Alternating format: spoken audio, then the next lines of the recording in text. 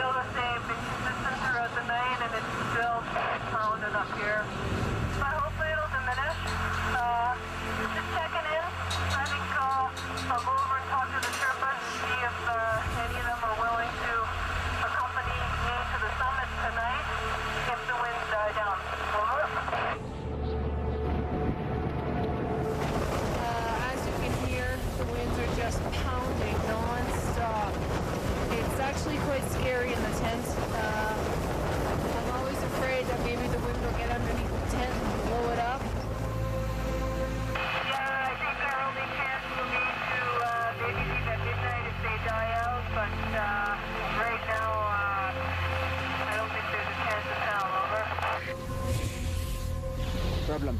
I'm on my own here. I doubt anyone's sleeping. The wind is pounding. I don't think anyone will be sleeping through the night.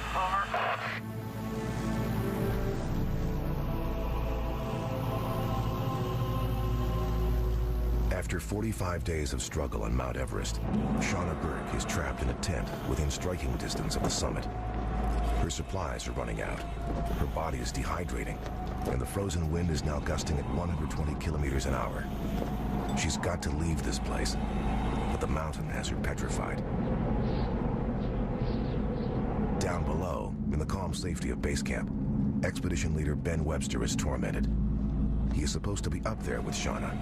He wants to be up there with her. Shauna's not just his climbing partner, she's his girlfriend.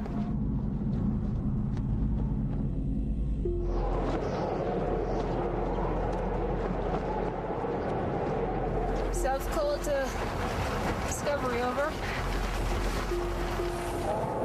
Base camp to South Col, over. Yeah, South Col, over. How you doing this morning there, baby?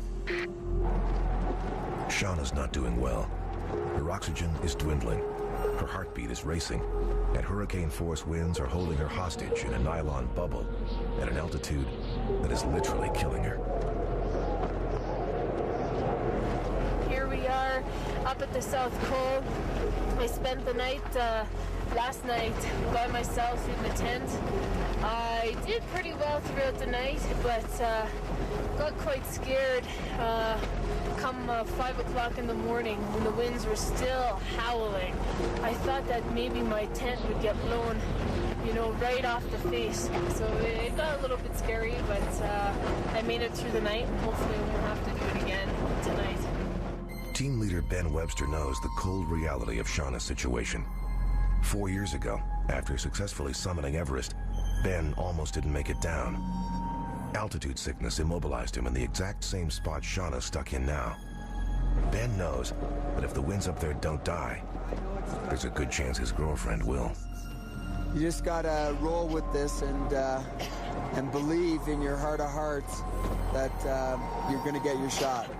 That the weather will come good late tonight and you'll get your shot, over. Okay, I'll keep my fingers crossed. In terms of ultimate goal, everybody comes home. To my mind, an expedition is not successful if you were to summit and lose somebody in the way. I don't see it as something natural that I'm consciously putting myself into an environment where I could possibly die. So I'm aware that it could happen, but it's still, it does sit on me. And the way I try to cope with it is try not to think about it very often, and so it doesn't overwhelm me and paralyze me.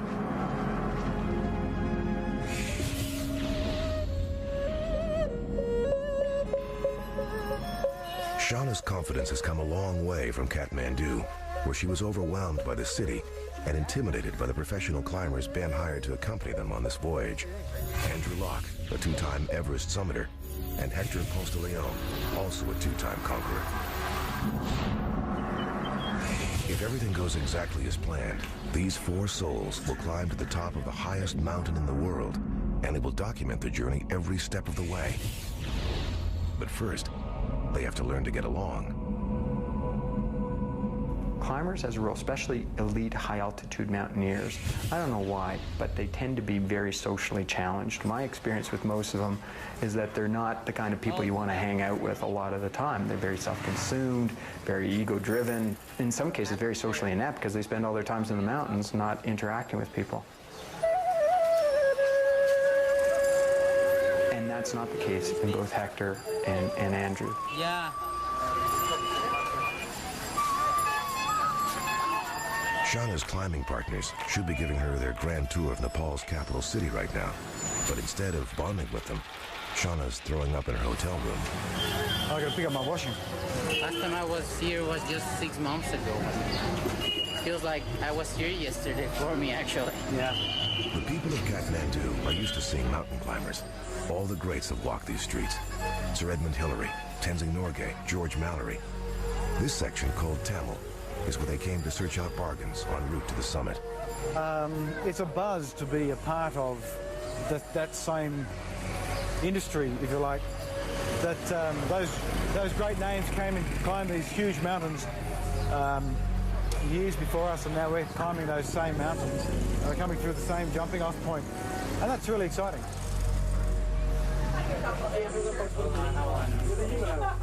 There you go. Here's a bit of gear.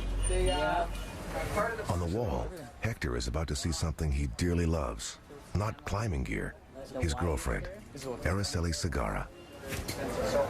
The person here in front, in the yellow down suit, is Araceli, my girlfriend. She's always with me, she's always present, you know, and I know she's back home thinking about me too and supporting this, so that's good too. Hector and Andrew are geared up, healthy and ready to climb Mount Everest. Shauna is not. She's still slowly recovering. She asked if she could bail from dinner tonight, and I said absolutely. If she's not feeling right, she should gain her strength. I actually, unfortunately, I didn't go out to dinner with the team last night, which I felt really bad about. I haven't had the chance yet to get to know everybody and to talk with them one-on-one, just because I've been feeling under the weather. My body has just been really, really, really tired, and I think it's partially due to the fact of the stress and the preparation that we went through before leaving for Kathmandu, and as well as the flight and just being in Kathmandu. The city is very dirty and chaotic and quite overwhelming. After 3 days, Shauna feels strong enough to emerge. Priority list. She doesn't want to be seen as the woman or the weak link in the chain. And I don't doubt for a second she's going to work hard to prove to us that she isn't a weak link. I think she's going to find it hard because she hasn't done lots of other 8,000 metre climbing, and it's just a different world up there. After a week in Kathmandu, Team Discovery heads for the airport. Here, they hook up with members of their Sherpa team and fly to Lukla, a remote village carved into the side of the Himalaya. This is where the first steps to the summit will be taken. No more vehicles, no more civilization. Now, it's just you and the mountain.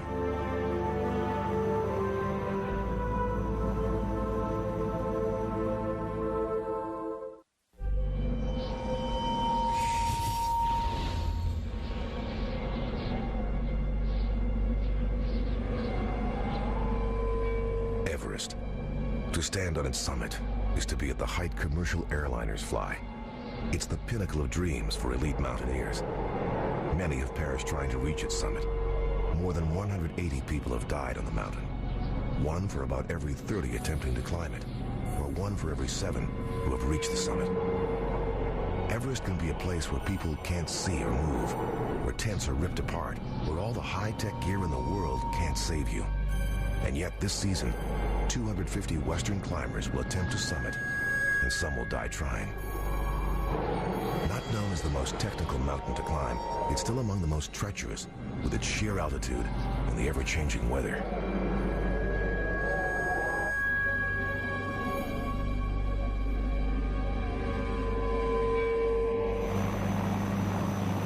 The Discovery team flies into Lukla, altitude 2,800 meters. From here, they will trek to base camp. It's a rigorous 12-day walk, during which they will almost double their altitude to over 5,400 meters. This 42-kilometer trek is an important part of acclimatizing to thin air. If someone from sea level was immediately transported to base camp, that person would be unconscious within a few hours, and they'd die soon afterwards. You might think that the team would use this trek as a last chance to get to know each other before beginning their climb.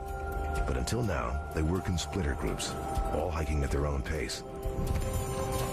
Today, the 12th day, the team finally come together for the walk into base camp, an inhospitable lunar landscape that will serve as the expedition's nerve center. This is it, base camp. Welcome home. You know, it's just funny. It just feels like I was here yesterday. It's actually, nothing's changed. I mean, the glacier changes, but I spent such a big part of my life in this base camp that it's like coming home again. The support staff got here days ago and have already set to work clearing ground for Team Discovery's camp. Oh, Lakpagelu. Good to see you, buddy. Yeah, how are you? Good, thanks. How you feeling? It's good, yeah. Excellent. Sangha, how are you? Mingma, how are you? Good to see you. Good to see you, Lama.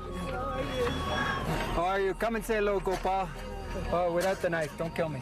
All in all, about 30 people will work for this team. 16 Sherpa climbers, as well as an ethnically diverse group of men who will act as porters, runners, camp staff, and cooks. There's also a doctor and a communications expert. Again, you got lots of humidity the day before. Right now, Ben is speaking with his head climber, the famous Lakpa Gelu Sherpa. Lakpa Gelu holds the world speed record on Everest from base camp to summit in under 11 hours. He and his right-hand man, Mingma Sherpa, have an incredible 19 Everest summits between them. Attempting to summit without Sherpas is as dangerous as attempting to summit without oxygen. Spin that way. Yeah. We're trying to create a big platform here for our communications tent. So, means a lot of BF and I. Brute force and ignorance. Strong back, weak mind.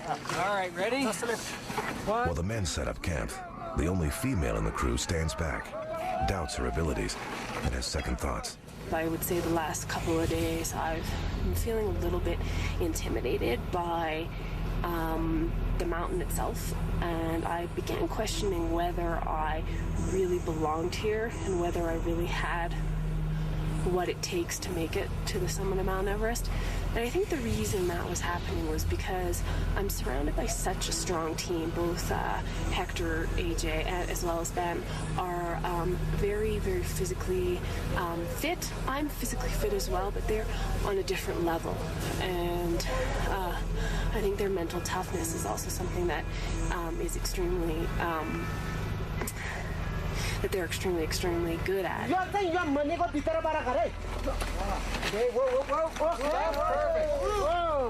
Perfect. There are no permanent fixtures built at base camp. That's because base camp moves. It's an active glacier that melts and shifts and changes shape as each day gets warmer. To make it more challenging, there's no electricity, no plumbing, and the nearest store is 3 hours away. Another problem, real estate's getting scarce. It's pretty crowded, but that's the nature of the game. It's a restricted space, a finite base camp. But yeah, we've got some great equipment here, and the boys are right into setting it up.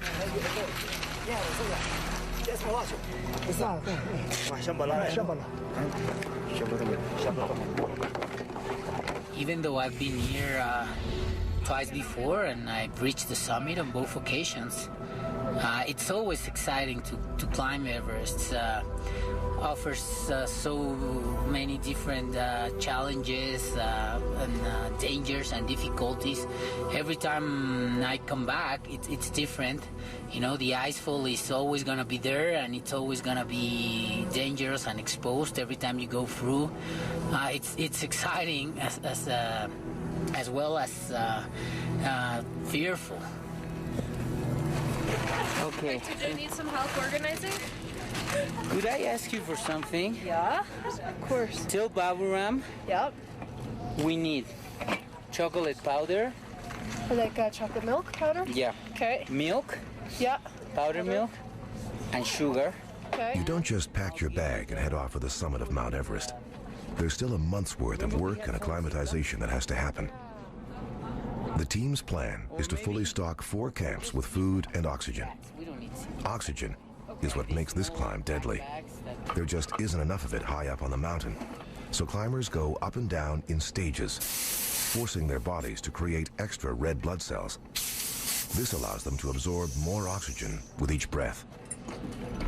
It's a complementary process, really. We need to establish our camps and establish the route, and we need to acclimatise. So by carrying loads up to a higher camp and then coming back down to sleep, we're forcing the body to acclimatise to a higher altitude.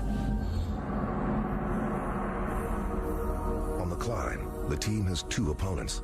Most obvious is the mountain. Less apparent is time. The south side of Mount Everest is a Nepalese national park, and the infrastructure set up to help climbers will all be shut down on June 1st. That's in 8 weeks. When acclimatization, climbing, and weather are all factored in, it usually comes down to just a 7-day window when summiting is possible. Maybe it will be impossible.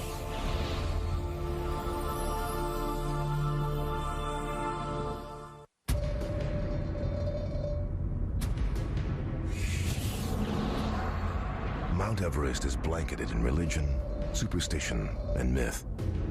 Many Sherpas and Westerners believe you can't climb the mountain at will. She must let you climb her.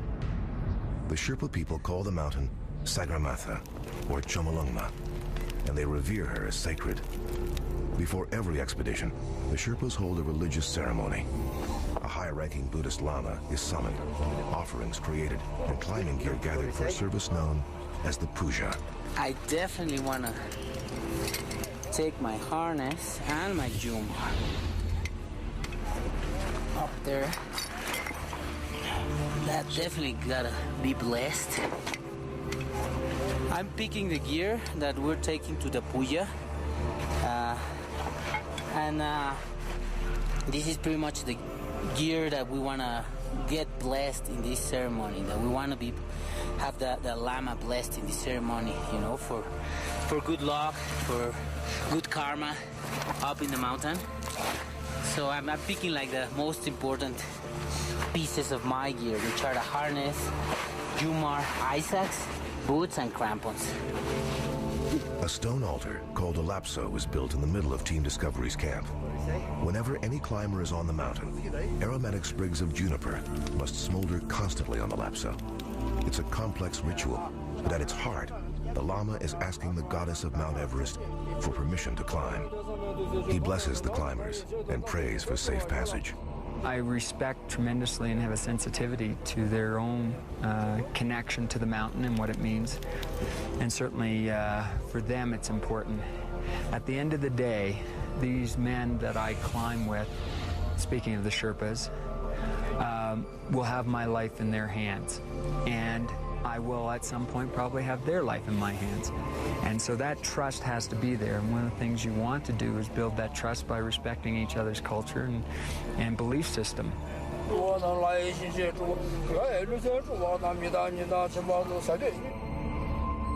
These are not decorative flags. They are prayer flags, always hung in odd numbers. They must never come down while the climb is underway.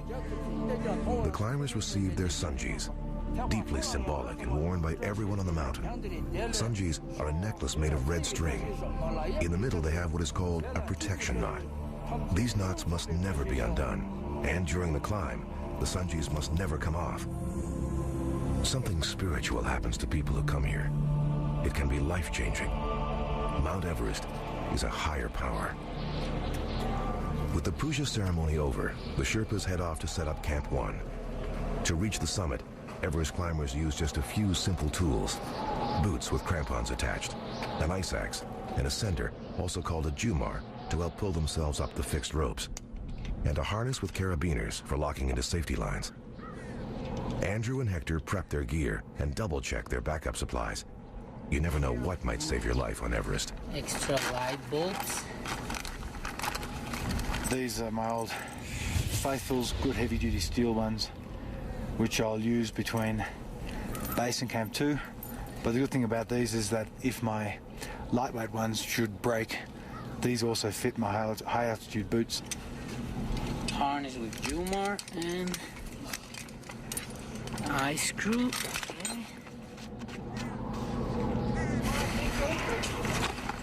Polypro shirts,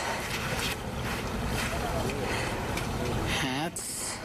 I just cut up a bit of sleeping pad foam and taped it over the head of the axe, because the reality is on this climb it's not very steep. I'll be using my axe more as a walking stick than as a climbing tool. So with my hand over the top of the axe all the time, the cold of the metal would suck the heat straight through my very heavy-duty mittens and probably lead to frostbite. There's probably a... While Ben deals with more logistical details, Shauna packs her bag, then his. More than 5 kilometers above sea level is a rough place to live. But compared to where the climbers are headed, base camp is like a health spa. Climbing officially kicks off tomorrow with a trek over the icefall, a spectacular death trap that's infamous for having air pockets, crevasses, and an appetite for climbers.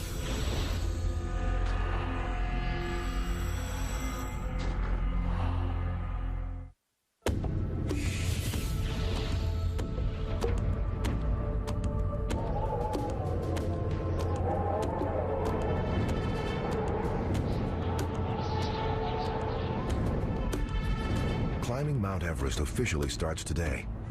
Team Discovery still hasn't formed a strong social bond. For professionals, that's no problem. In fact, it's normal. Until now, no complaints.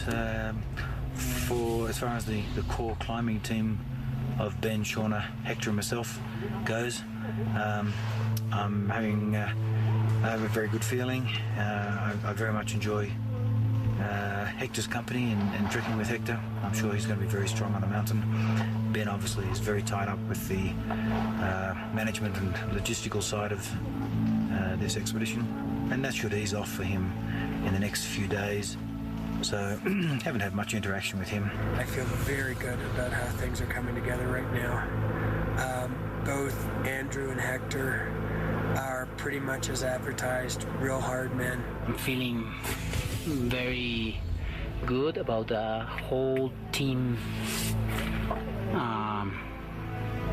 about everyone that's gonna be on the climb. Especially, I really like Ben's way of leading this team. You know, Shauna is very quiet, but she's very nice, and I'm sure she's keen to get on with the climb as well. Every day that I wake up, I sort of have to pinch myself and say, here you are, you're at Everest, you're doing this, you're one of the climbers, you're not just one of the trekkers coming up here. So, all in all, pretty happy.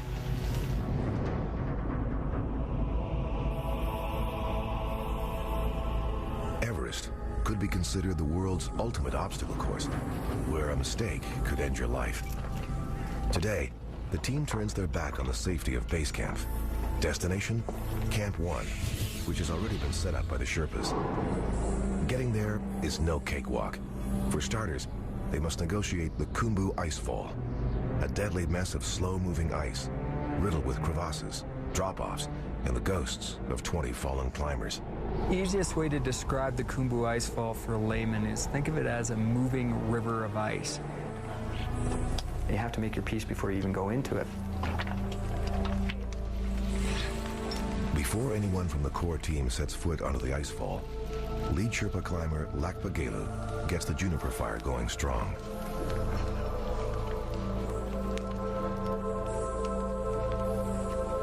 Prayers are said, thoughts are gathered, and the climb is on. The icefall is one of the most dangerous sections on the entire mountain. 10% of Everest deaths happen here. Unfortunately, climbers must travel back and forth over this minefield repeatedly if they're going to summit.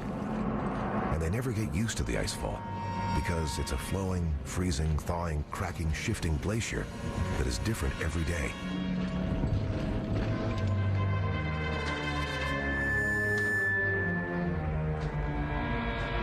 Even the marked trail moves and warps.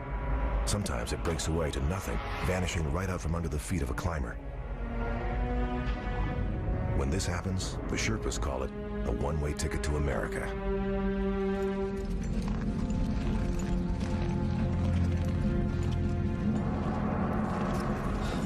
You know, in all the seasons that I've been here, this icefall has never been the same 2 times running.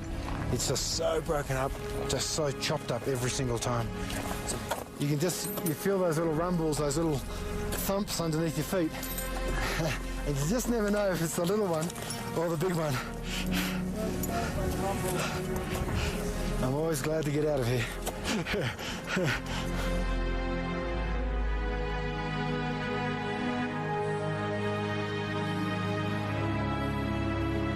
Getting through the icefall is scheduled to take 4 hours.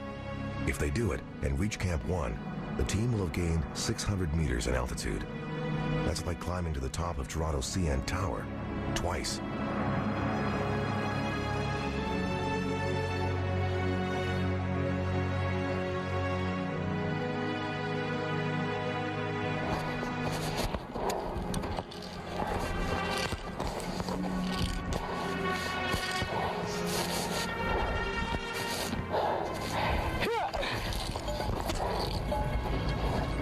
Some crevasses are small enough to leap.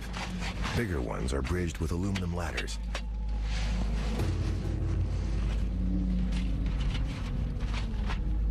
Meet the Icefall Doctor, perhaps the most famous man on Mount Everest. For 28 years, this Sherpa has made it his business to bridge any gap in the icefall. This particular crevasse has been spanned by 4 household ladders, lashed together with half-inch polypropylene rope. Head Sherpa Lakpagelu is very familiar with the skywalks constructed by his friend. Still, he clips his harness into the safety line before setting across. Structural engineering has turned into a family business for the Icefall Doctor. This year, his son is working with him.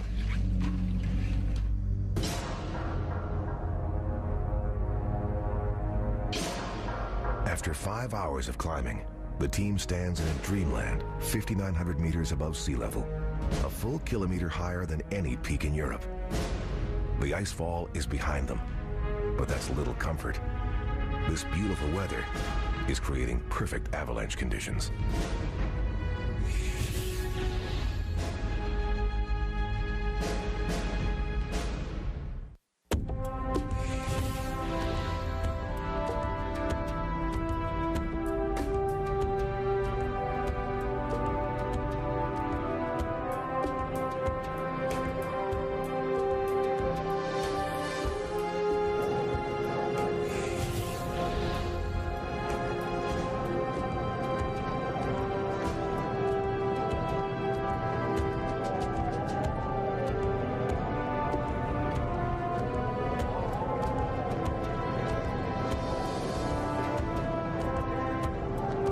Discovery has made it to the first of 4 camps they plan to establish on the face of Mount Everest. This is an exciting day. Being here means the dream has really begun. And I'm happy to be up here. Before you spend your first night up here, you really don't feel like you're actually climbing the mountain. So tonight's gonna be our first night up here, for 4 of us at least, and that's always good. The first, as I say, the first night. See what tomorrow brings.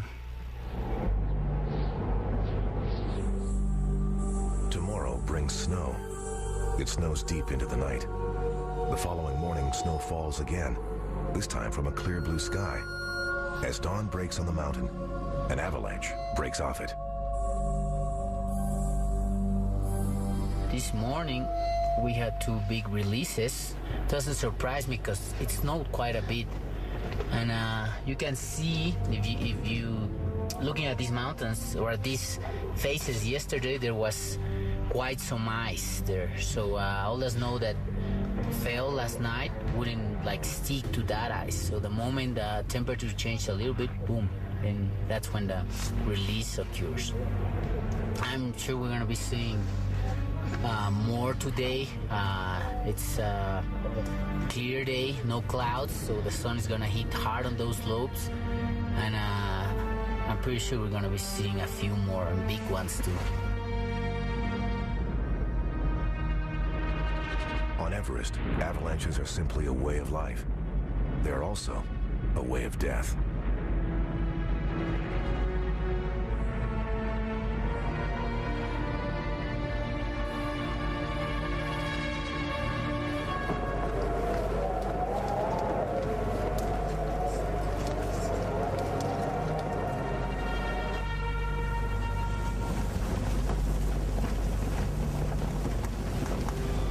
When you dive deep underwater, pressure can force your eardrum to flex inward, causing intense pain. At altitude, the phenomenon is reversed, and it can feel like your head will explode. It's like somebody's taking a couple of needles and is just driving into the ears. At the moment. Do you want me to radio down to Matt and ask him if he... Well, I just took some sinus medicine. I'm hoping that'll help clear the passages. But this is not a lot of fun at the moment.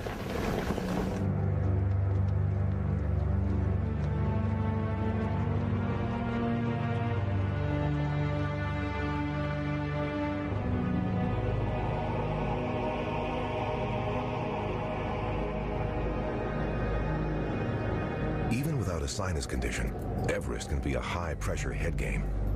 You want your thoughts to remain positive.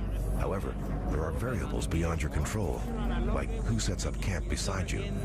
In Camp 1, Team Discovery has a neighbor whose presence is messing with Hector's head. Meet Andreas, leader of a climbing team that has the same summit plan as Team Discovery. Andreas and Hector have a long and shocking personal history that is so full of life and death, it's almost impossible for non-climbers to believe. I know some of the guys in this team, specifically this guy named Andres. I climbed a lot with him in the past. We haven't climbed though in many years. Why haven't they climbed in many years? In 1996, Hector saved Andreas' life on this very mountain. Then a few years later, Andreas left Hector for dead in a deep crevasse of ice. Hector survived and vowed never to climb with Andreas again. At today's frigid reunion, their history goes unmentioned. Climbing Mount Everest allows no room for personal politics, just work. The next goal is to fix safety ropes on the Lhotse face. Once in place, every climbing team will be able to climb into these communal ropes and use them for going up and down. The exhausting work of fixing the lines is usually done by Sherpas, but Hector wants to be involved and challenges Andreas to join him. Our proposition would be, you guys go down now, right? Yeah. You think you can wait down there for 4 or 5 days? Then we come down, rest 2 or 3 days, then I come up with you, and I'll bring 2 of my Sherpas. As far as rope goes, we have enough. And then we'll start fixing the Lhotse face, and if we can make it in 1 day up to Camp 3, sounds good? I'm sure on a long day we can make it to Camp 3. We were thinking of resting 3 days, but we can take 4 or 5, whatever is needed, so you can, we'll catch up with your itinerary.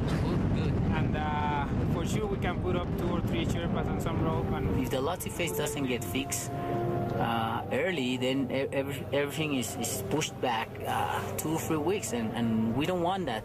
We want to be ready by the beginning of May, you know, and if the weather allows, have an early summit.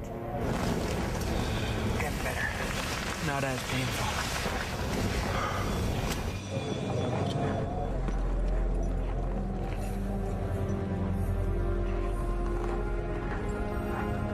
team spends 2 lightheaded days at Camp 1. Oxygen levels here are half what they are at sea level. Lack of oxygen can confuse climbers. It's time to go back to base camp. For Shauna, it will be a paralyzing trip through the icefall.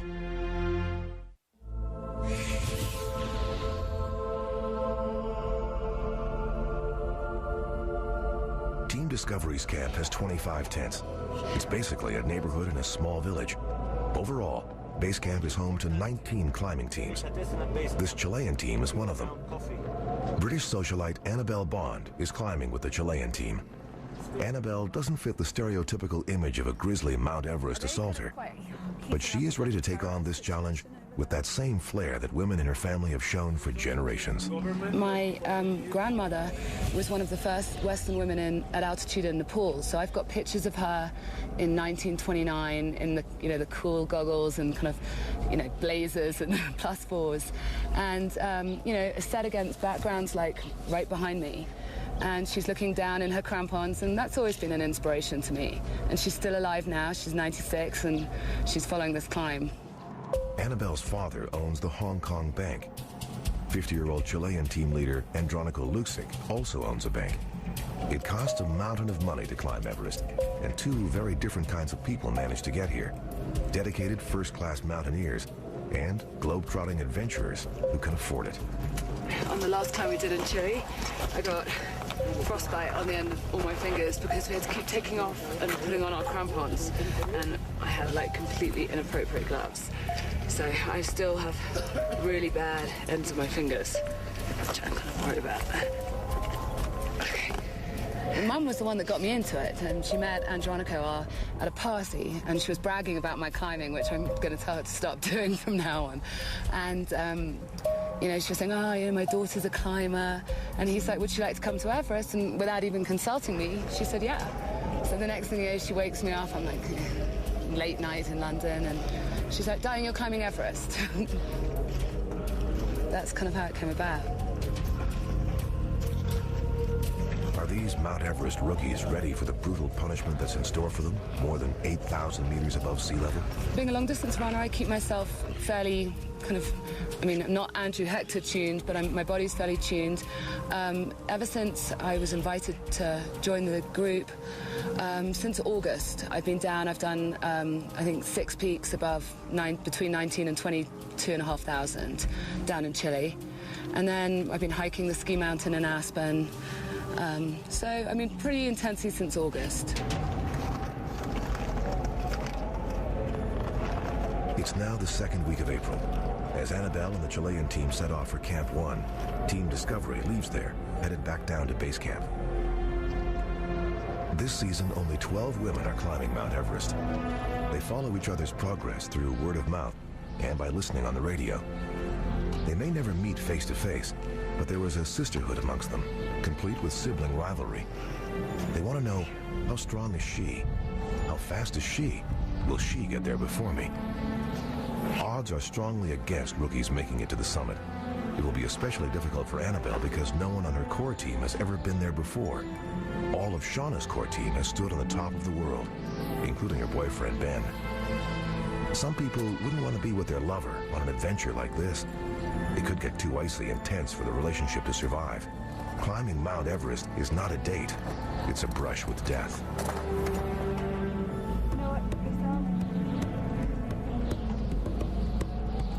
Early in the icefall, Annabelle is stopped cold by a single ladder. To get to the top of Mount Everest, you need determination and creativity. Annabelle sees an obstacle and gets down to it.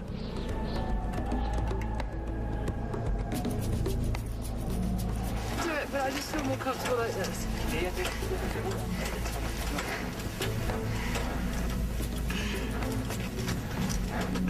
Stylish, I know, but...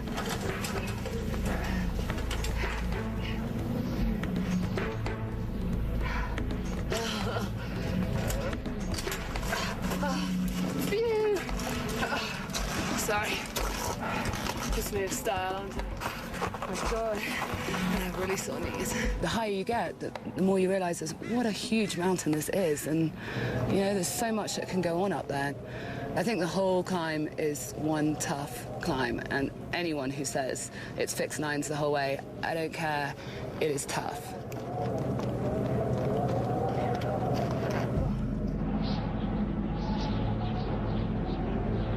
So far, Team Discovery has had good luck on their side.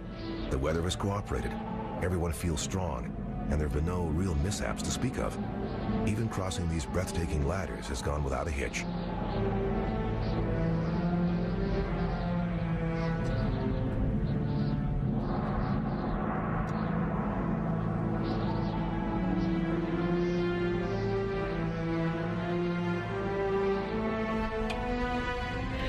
In the back of my mind there is that sort of fear that one misstep could lead to my death.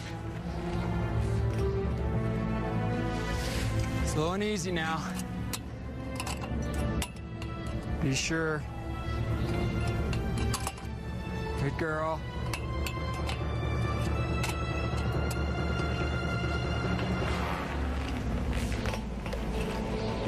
My crampon got stuck.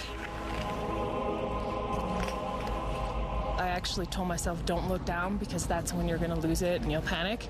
So I just focused on trying little strategies to sort of wiggle my foot to try to get it loose, but nothing was working. Take a step backward, Asha. One step back. Take a step back. Yeah. That's it. You're good there. Team leader Ben Webster steadies the lines. His girlfriend is frozen in midair, just a meter from safety. The crevasse she hovers over is the depth of a 10-story building. Mingma Sherpa has seen enough. It's time to fix this problem and get out of here. He came right over to me and he tried to loosen my crampon from the ladder. He wasn't able to. So he came up with plan B, which was to actually take my crampon right off. Part of the reason Shauna came to Mount Everest is to do research for her PhD in sports psychology. Her thesis paper is called Motivation in High Altitude Climbing. As a psychologist, Shauna knows the danger of panic. I think it's very important not to panic, because if you do panic when you're on a ladder like that, the possibility of losing your balance and falling over is extremely high. So I think it's very important to try to stay focused. He took the crampon right off my foot, and I was able to walk off the ladder. In normal life, an incident like that would take weeks to become a funny story. Here, it's laughed about immediately. Climbers on Mount Everest live every second like it might be their last. It's the highest feeling in the world.